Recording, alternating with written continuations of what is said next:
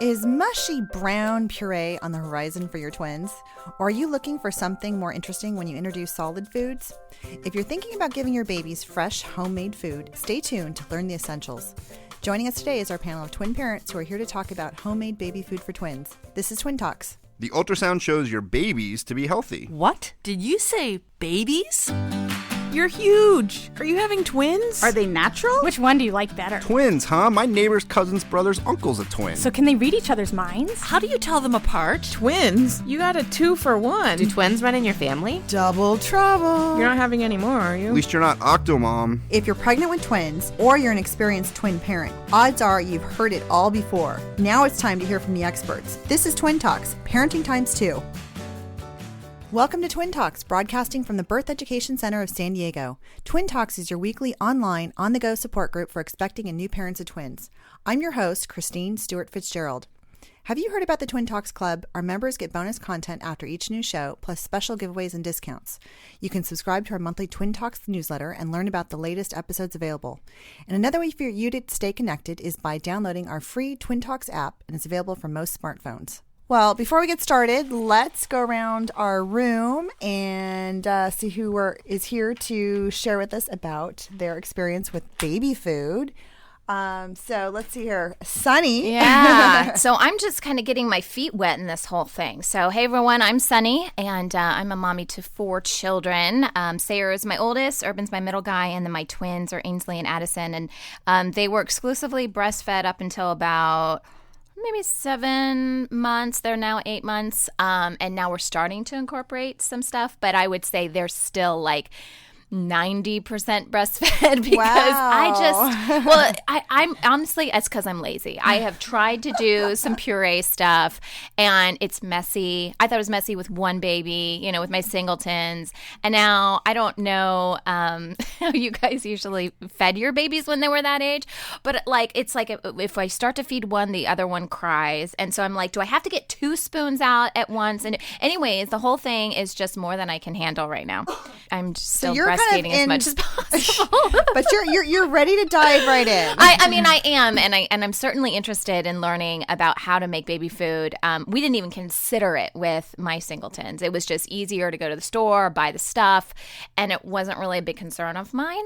And then I'm sure we're going to talk about this later in the show, but now with 2, financially, there's just some things to consider, and you obviously want the best for your babies, and we're looking at the ingredients going, okay, there's more than one reason really to consider making our own. So I'm excited to learn from you guys today. Awesome. And Shelly. Hey, I'm Shelly. I'm the producer here at Twin Talks. I have identical twin boys who just turned 2, and I am 35 weeks with a singleton girl, so we'll be getting back into baby food soon. We started right at 6 months with the boys because I think first-time moms are always eager. And, I kind of like Sunny said, if I had known how much of a hassle it was, we might have waited longer.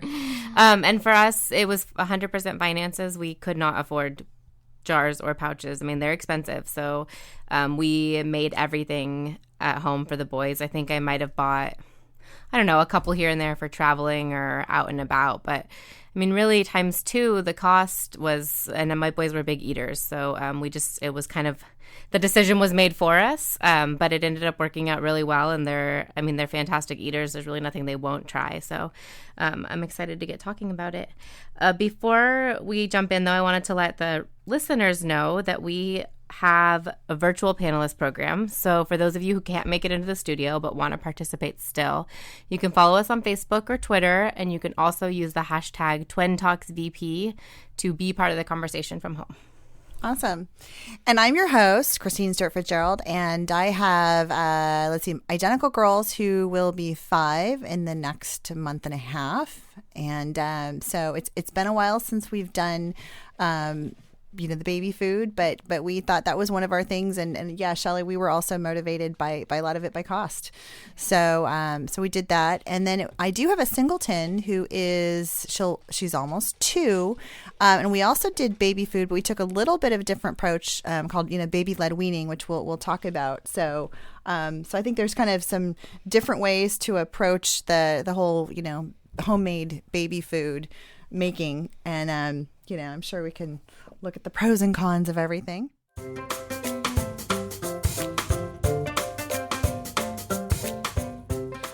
Okay, so we have a fun segment today. It's called We're Expecting What? And this is a segment that we'd like to do. It's all about when you guys first found out that you were pregnant with twins and the funny stories that happened shortly thereafter. And this comes from Amber. Amber writes, I found out I was pregnant when I was 7 weeks, and my 8-year-old daughter was talking to my belly, saying how there is 2 babies in there. Well, at 9 weeks, I got my first sono, and she was right there.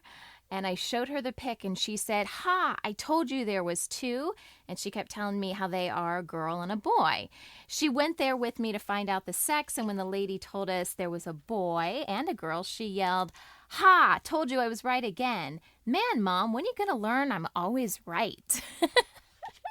Okay, well, thanks, Amber, for sharing this story with us. If you guys have a funny story about finding out you're pregnant with twins or even the gender of your twins, we would love to hear it. You can send us an email or call our voicemail at 619-866-4775.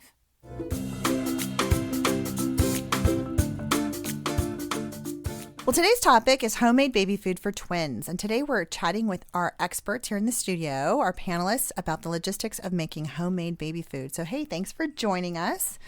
In our introduction, we touched a little bit on some of the reasons why each of us chose to do baby food. And I know we said cost is one of them. My gosh, I mean, I don't know. I know for myself, I bought a little bit of jarred food just for the convenience of it. And I mean, if I recall, I mean, it was like at least, I mean, if I could find on sale, it was like at least $1 a jar. It depends on where you buy it, right? Yeah. I mean, we try to get all of our food pretty cheaply. We try to, go to the best stores for the best deals and do all that kind of stuff. But, and it also depends on what age, too. Like the really basic puree stuff is always cheaper. But once you get into I don't even know the ages that they put on it, but the chunkier, they got different stages usually. Yes. And if something really has whole noodles in it or something like that, I mean, there's like things you can buy as an adult that would probably be just as filling. So, I mean, they charge you a lot more for those types of foods. So. Yeah. And then, of course, if you get it, I mean, if it's organic or if it's, GMO free or gluten free or... I mean, there's a cost to it, Yeah, so, I mean, there's the jars, which is kind of what most people think of initially. And they're fairly, 50 cents to $1, depending on where you get them and how many of them you buy at once. But, I mean, if your kids are anything like mine, then each one will eat the entire jar. And then that's, $2 for breakfast, $2 for lunch, $2 for dinner. I mean, it adds up, You don't want to be spending dollars and dollars and then... Once they get a little bit bigger, they're eating 2 jars or 3 jars. I mean, I've heard people, their kids, they eat, they're hungry. So, and that's a lot of money on food that you can't use for anything else. Right. It's not part of your budget already. And then some people had mentioned they had the problem where their kids wouldn't finish a jar and you can't put a jar back in the fridge because once you so then you have to spoon it into something else. And it was overwhelming for us in terms of cost. And so we just, I had heard from other people making your own food was better, fresher, less expensive, and really not very time consuming. So that was kind of where, and nutrition also, controlling the food. I mean, because you know what's in it. Yeah, I think that's probably one of the biggest things is just, I don't know. I try to avoid processed food as much as I can in general. But I mean, like sometimes you think, oh, it'll say like 100% natural. But I mean, what does that really mean? It's like then you start looking at these ingredients and they have these preservatives to maintain freshness. And, and then there's like, how much citric acid does a child need? Yeah, exactly. Or zinc oxide, for color. And it's like, really? I'm starting now, as I mentioned, to feed my twins food. And I have one twin that will pretty much eat anything except meat stuff. That stuff, oh my gosh. I don't even know if I'd feed it to my dog. But I keep thinking they need it. But then I've heard this quote from a lactation consultant that food before 1 is just for fun. And I have that kind of in my head. I'm like, okay, we're kind of just playing around with food right now. It's not really they don't really need it nutritionally because I'm still breastfeeding them so much. But anyways, my one twin will eat anything. The other one, even the basic stuff that is like stage 1 puree stuff, she is having trouble with. And it's not just, at first it was like she just didn't know what to do with it. It's like, what's this in my mouth? But like even bananas, she's just kind of like, and bananas are sweet. Like you think that if anything, that would be something that she would eat. So I'm also having an issue with one is taking to it really quickly, and the other one is just like not so much just give me the boob, Yeah. So it might take time to sort of just, introduce a few things and see if maybe they take on, to one thing, one flavor or one not. of the benefits of making your own food, I think, over buying it is different tastes and textures. So some babies don't like the pureed texture. You can try something like chunky, like some babies will respond better to a chunkier texture, like like an avocado just mashed up versus like something pureed, a piece of a banana instead of a banana mango pouch. So I think it was helpful for us to have the options. And my kids also didn't like to be fed at all. If I tried to put a spoon in their mouth, they just took the spoon out of my hand, which it was a really messy, it's still really messy. I'm not even going to lie. Mealtime has always been a disaster around our house, but it was easier with two. Like I would preload a spoon, here's some avocado, here's some sweet potato, mash it onto the spoon and then give them the spoon. And then my hands were free to eat. So, I mean, that turned out, it was really kind of convenient for us that we let them, here's your food on your tray, have at it, and I can eat my own food. I mean, I think... And that's kind of like more the baby-led weaning approach, where the kids get to sort of decide at what pace they want to eat. And we could do, some foods. I mean, I wasn't comfortable giving them whole pieces of chicken. That seemed terrifying from a choking standpoint. So, you can puree something, but then like I would preload it on a spoon for them. I would just make sure it was thick enough to stick to the spoon. So we, like I said, we did a mix of things. But So now you mentioned as far as like what kind of foods did you introduce? I know, we did, a lot of, let's just say vegetables, because everybody wants their kids to try different vegetables. So we started slow with kind of one food at a time, like they recommend for allergy reasons, but we didn't really space it out very much. Just one food one day, add another food the next day, and really just for the first month. And after that, it was kind of like free for all, anything. Yeah. Once we kind of saw they didn't react to anything, it was whatever we were eating. And I actually have never eaten as healthy in my life as I did when my kids started eating, because I wanted to kind of set a good model. So we would, a lot of banana, avocado, sweet potato, and those are all things that you could just mash and put on a spoon. I didn't even have to, I would microwave a sweet potato, and one potato would feed the three of us for dinner. I'd have half, and I'd give each of them half mashed up and kind of let them have at it. For vegetables, I did puree some peas initially, but once they hit 8 or 9 months, I just gave them the peas right whole, same thing, cubes of sweet potatoes. And and those are great too. I mean, one of the things I know I did a lot of things was I would mix some fruits and vegetables, so they get a little bit of the sweet and savory together. So maybe doing like a peas and maybe with apples. I mean, apples seem to go with a lot of stuff. Oh yeah, so bananas too. We actually used apple juice when we made the meat purees. I know it sounds weird, but you could. It made it sweeter. What I would do is I would cook chicken in a crock pot, like just plain chicken breasts with apple juice as the liquid in there. Make a whole crock pot full of chicken, shred it up. And then I had one of those baby food makers because I got it as a gift. But, I mean, you could use any blender or food processor to make baby food. It only takes a minute. So that was how we did meats.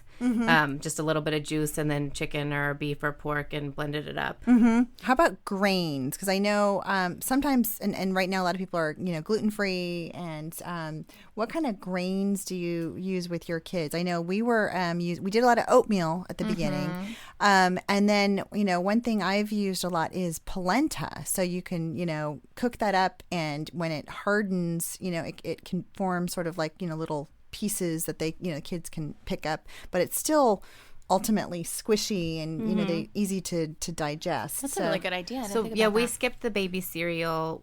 You know, a lot of people, the old recommendation used to be 4 months, start with some rice cereal, and because of the iron added to it. But the added fortified iron is poorly absorbed to begin with.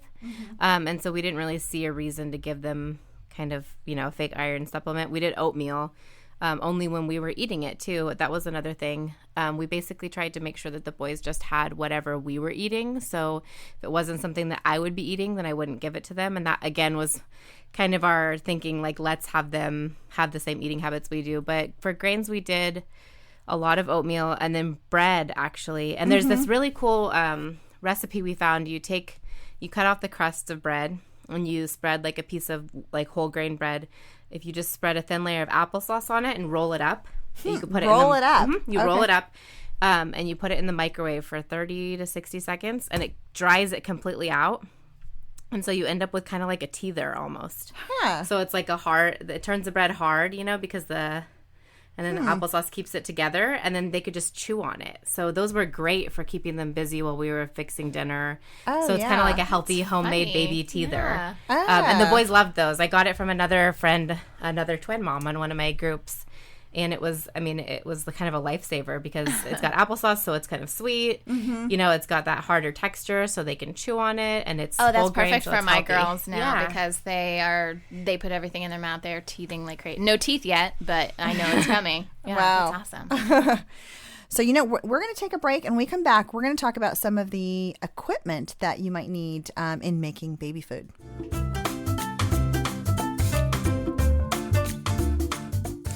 Well, welcome back. Today we're talking with our expert panelists about the different ways of introducing foods via either puree or chunks or kind of baby-led weaning, and the use of texture. So Shelly and Sunny, how did you introduce texture? Did you puree foods completely, or did you leave some chunks in there, or did you do the baby-led weaning approach where you're doing it in big pieces? So we never pureed it all the way down to what your typical baby food would be. Like I said, we occasionally bought some of those, like single flavor pouches or jars, but everything was chunky. So if my kids were having avocado, I literally just like mashed an avocado with a fork and put it on a spoon. A sweet potato mashed with a fork and some butter and put it on a spoon. I personally think that's a great way to go, because when you have that variety of texture, I think it really forces the babies to get used to that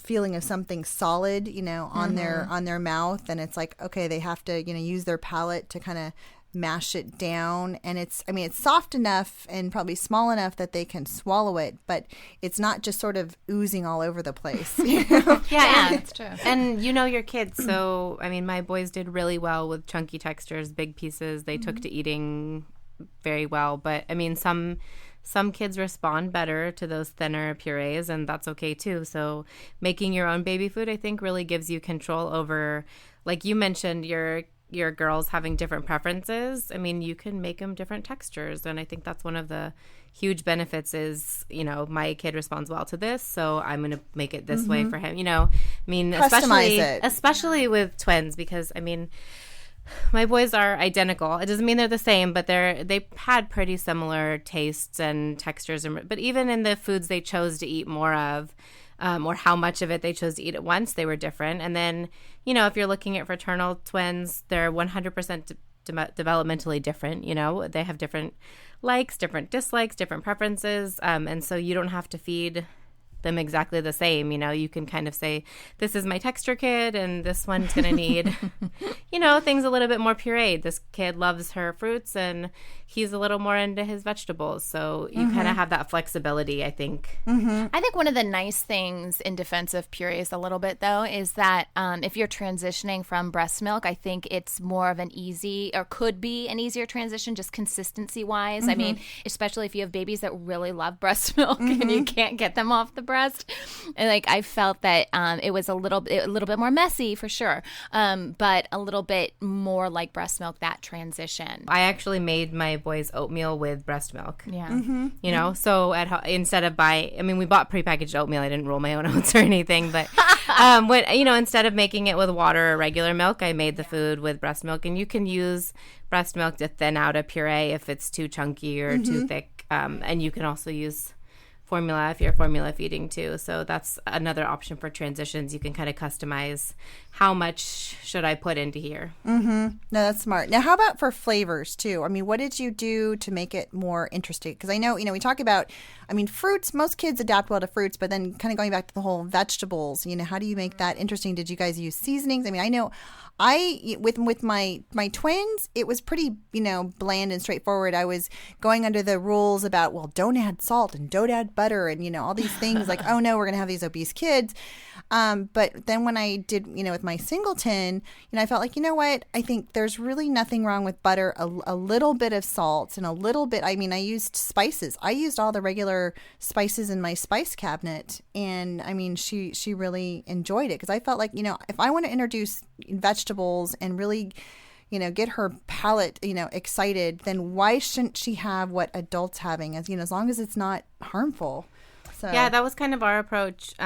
So we started with more vegetables and less fruits and then just kind of added in whatever. But yeah, butter.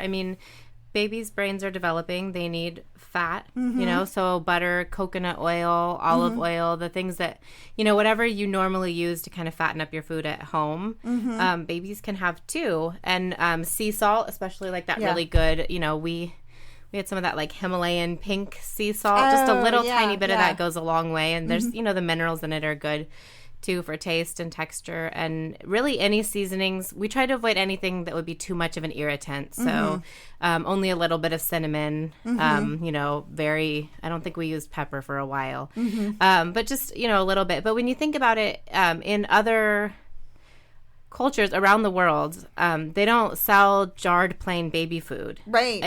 Babies eat what their parents eat. Yeah. And this whole idea that baby food has to be bland and simple and very mushy is kind of this manufactured idea, along with processed food. And so I think kind of just looking outside your box, if your child was raised somewhere else, they would be eating heavily seasoned or heavily spiced food. Oh, yeah. It's not harmful. It's actually delicious. Oh, exactly. In fact, I have to say, I'm a big fan of Indian food. Now, when I was pregnant, actually with all the kids, I ate a lot of curries. So I kind of think I sort of prepped them. They got it when I was pregnant, the amniotic fluid. They got it with the breast milk.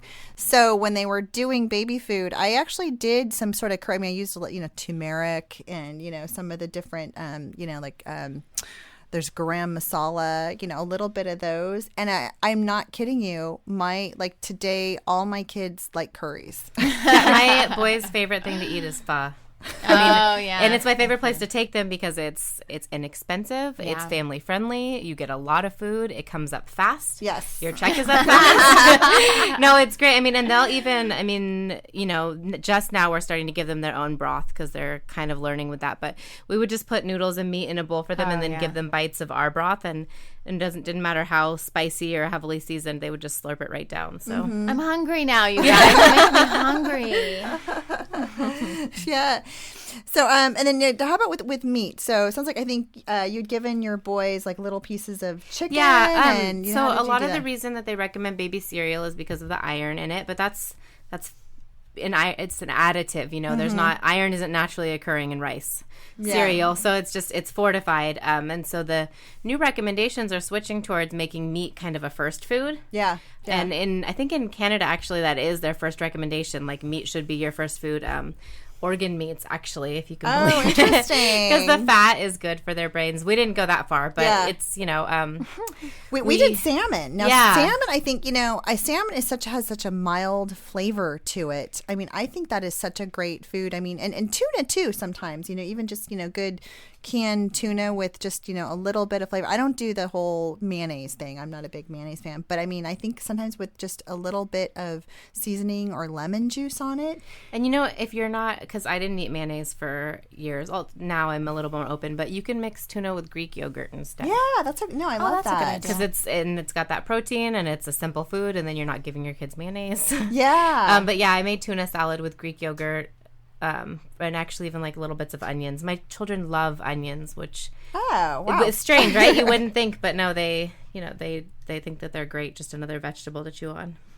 Awesome. So, okay, well, we talked about sort of like some of the things you can make for babies, but how do you actually do that? And I think, Shelley, you mentioned you had, a baby food maker, which in fact I had one too, but I think most folks probably do it just the old fashioned way.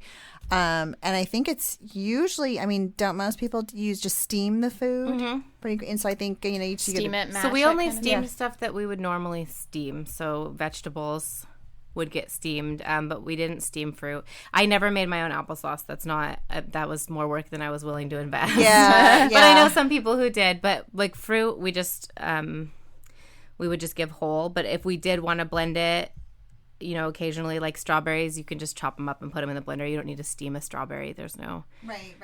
But it was really simple, especially in the beginning, because you're just doing a lot of simple food. So like I said, I'd microwave a potato when they were first eating solids, 6 to 7 months.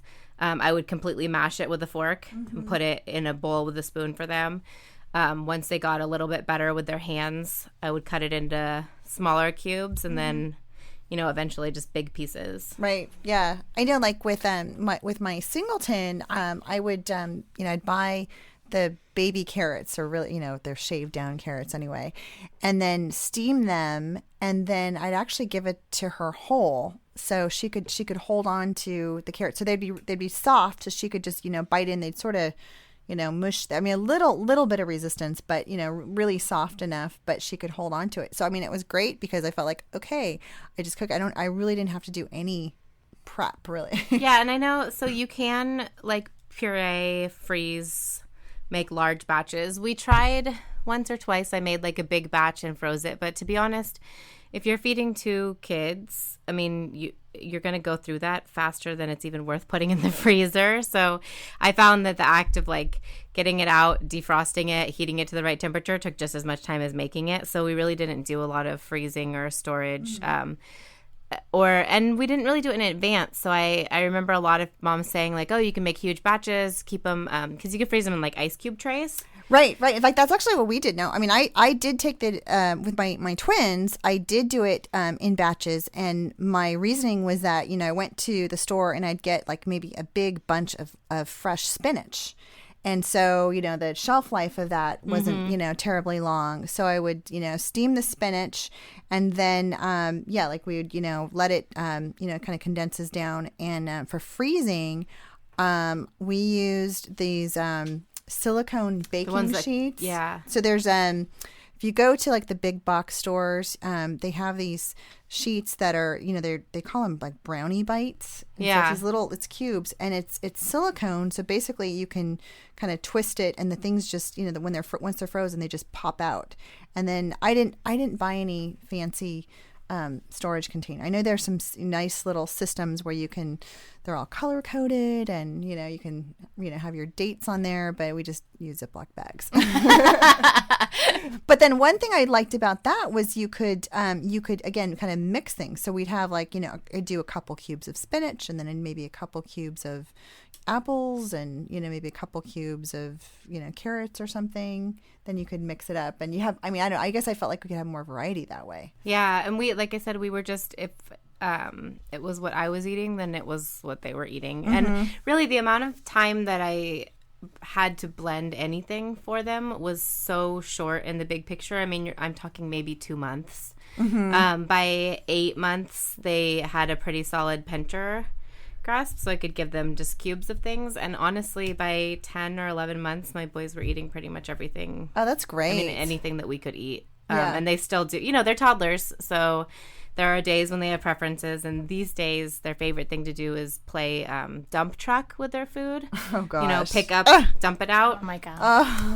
But I hope you have a really good Swiffer. I have 2 hungry dogs. Oh, there you go. Yeah, but it was, in the long run, making baby food was, I almost found it kind of like therapeutic. It felt like something good that I had control over.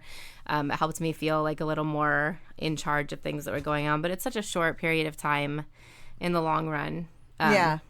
I think we did we did the purees at the twins for, probably, I'm guessing about 4 months. But then, as you said, I think when they got between 10 to 12 months, they're doing just a lot more solids and, just regular food in pieces. So, and then I had made things in batches. So I had sort of a supply in the freezer that, I could just kind of pull out, which was nice. So it was definitely a lot less work.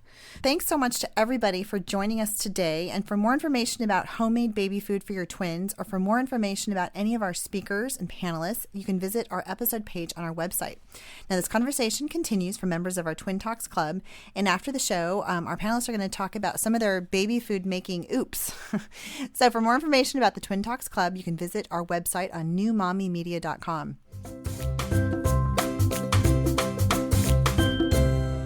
Well, here's a question from one of our listeners. This comes from Sandy of Kansas, and she writes, I'm pregnant with twins. I'm not very far along yet, so I'm still nervous and praying that they both make it through the first trimester safe and sound. But I'd love some advice in the meantime. Anything different that I need to do with my diet besides ingest more calories? Any special gear for pregnancy and beyond that I need to make sure I have? I'm really trying to learn everything I can, so any and all advice is greatly appreciated. Hi, Sandy. This is Donna Rose Feinberg. I'm an IBCLC, mom of twins, and editor of breastfeedingtwins.org. As I'm sure you're already learning, there are some things about expecting twins that are a bit different from being pregnant with one baby at a time. Here are some things to think about and do during pregnancy. First and most importantly, listen to your body. Some moms find they need to make a lot of lifestyle and dietary changes while they're pregnant, and some don't need to change much of anything. Some moms are up and about at their normal activity levels, and some need to limit their activities early on.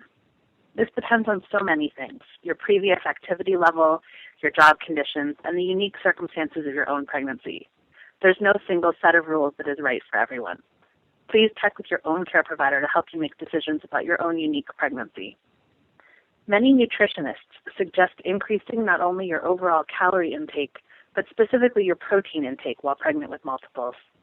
Protein helps your baby's development, and while many moms carry their twins to 37 weeks or more, some moms deliver early. It's important to ensure that your babies are growing well early on. This doesn't mean you should live on milkshakes and cheeseburgers, but you may want to incorporate additional protein sources in your overall diet. Lots of moms like making smoothies with protein powder because it's an easy way to get a lot of healthy ingredients and extra protein into one meal. I recommend a book called When You're Expecting Twins, Triplets, or Quads by Barbara Luke for a really good explanation of diet and nutrition during a multiples pregnancy. To keep yourself comfortable, I strongly suggest adding some extra pillows to your sleeping arrangement. You may want several pillows, maybe one behind your back and another between your legs, or you may be most comfortable with a long body pillow or other maternity pillow to support your growing belly. Many moms also find they're more comfortable using a belly support band later in pregnancy to help support their growing midsection. Sometimes you can have your care provider prescribe a special band or get one from a maternity specialty store. Finally, pregnancy is a great time to reach out to other moms. Join your local twins club or reach out to other moms of multiples online. Local groups often have expectant or new moms groups you can attend now to get advice from moms who have recently been through the adventure of twin pregnancy. Note that local clubs have different personalities, programs, and offerings. If one group is not a great match, you may be able to find another nearby or online that will meet your needs. Again, congratulations on your pregnancy. Take it easy, keep them cooking, and enjoy this new adventure. And come visit me online at breastfeedingtwins.org for more information and tips. That wraps up our show for today. We appreciate you listening to Twin Talks. Don't forget to check out our sister show, Preggy Pals, for expecting parents, and our show, The Boob Group, for moms who breastfeed their babies, and Parent Savers, your parenting resource on the go. This is Twin Talks, Parenting Times 2. This has been a New Mommy Media production. The information and material contained in this episode are presented for educational purposes only. Statements and opinions expressed in this episode are not necessarily those of New Mommy Media and should not be considered facts. While such information and materials are believed to be accurate, it is not intended to replace or substitute for professional medical advice or care, and should not be used for diagnosing or treating healthcare problem or disease or prescribing any medication. If you have questions or concerns regarding your physical or mental health or the health of your baby, please seek assistance from a qualified healthcare provider. New Mommy Media is expanding our lineup of shows for new and expecting parents. If you have an idea for a new series, or if you're a business or organization interested in joining our network of shows through a co-branded podcast, visit newmommymedia.com. Hey mamas, don't forget to check out Mighty Moms. It's our online community built for new moms just like you. Not only can you connect with other moms, but you can also join us backstage for special mom-only online events. And you'll also be notified when we're recording so you can join us as a special guest. Visit our website, newmommymedia.com, and click on the Mighty Moms banner. It's free. That's newmommymedia.com. See you there.